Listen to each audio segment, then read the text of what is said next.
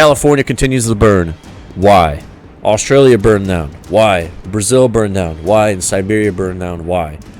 These questions are being asked constantly. Is it poor forest management? Is it poor gender reveal parties?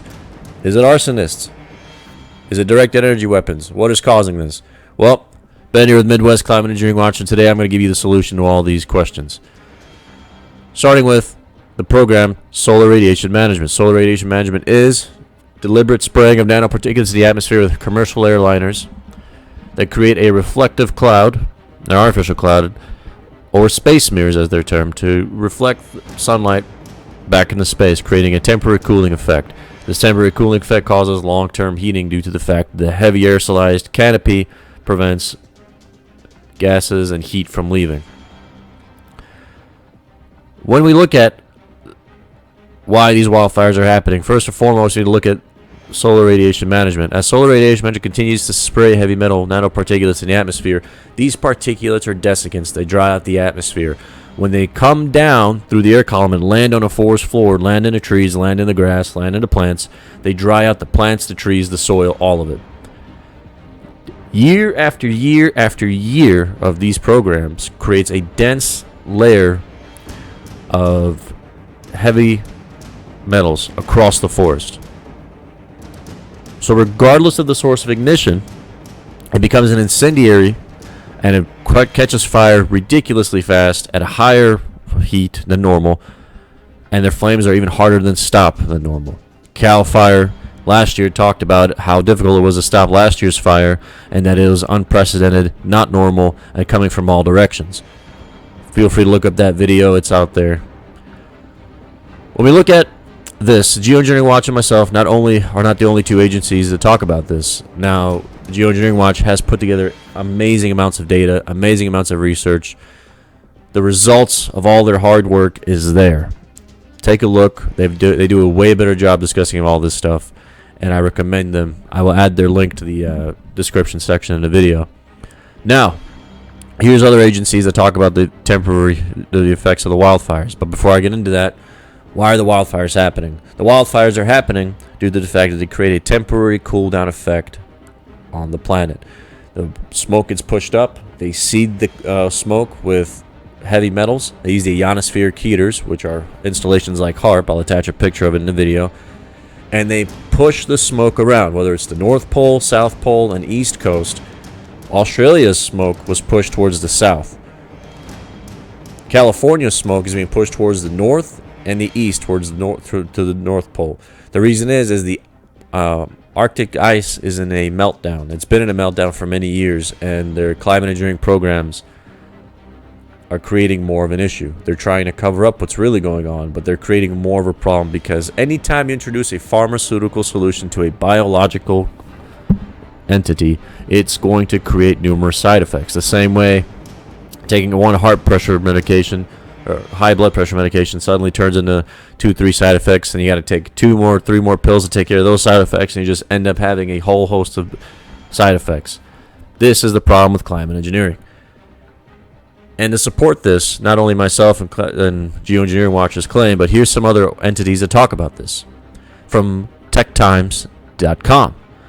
Smoke from fires in South Africa helps cool Earth and fight greenhouse effect. Aerosols in the atmosphere can reflect sunlight away from Earth. Researchers now reveal that as a biomass smoke from South Africa drifts over the southeast Atlantic Ocean, it significantly improves the brightness of low-level clouds and creates a reflective process that can cool down the Earth. Moving on. From the Daily Mail.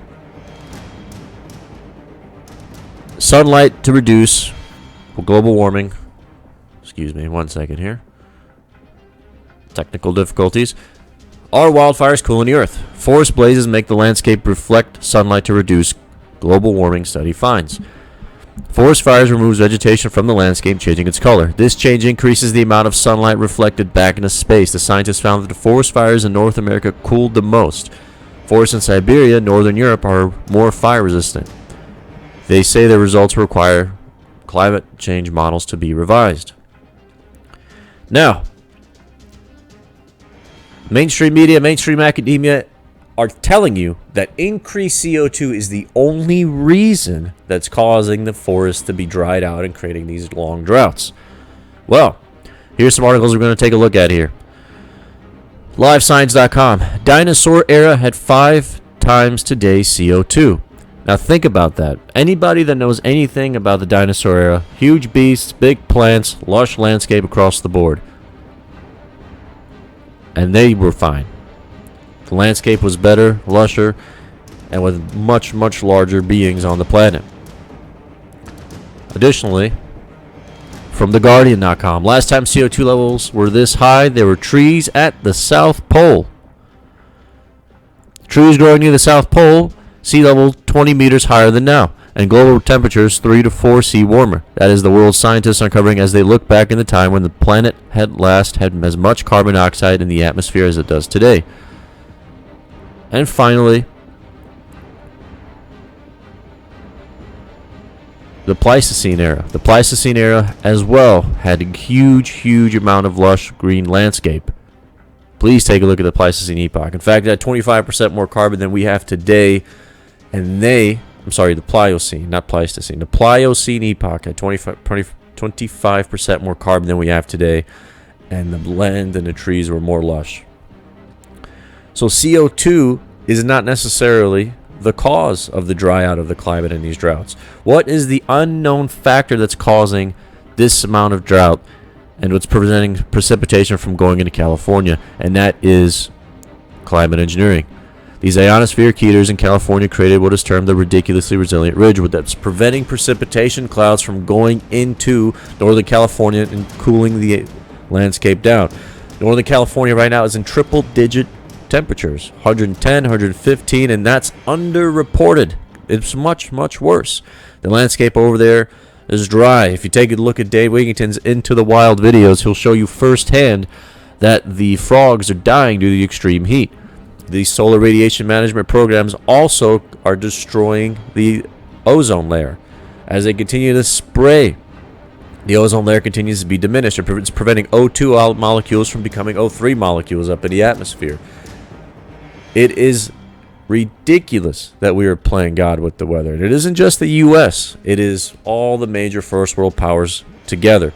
There is an 800-page Senate document at geoengineeringwatch.org that shows you, and that's all you got to do, search 800-page Senate document that shows you that the world weather, for it to be climate engineered, there must be cooperation with other countries, because not one country could set the thermostat for another.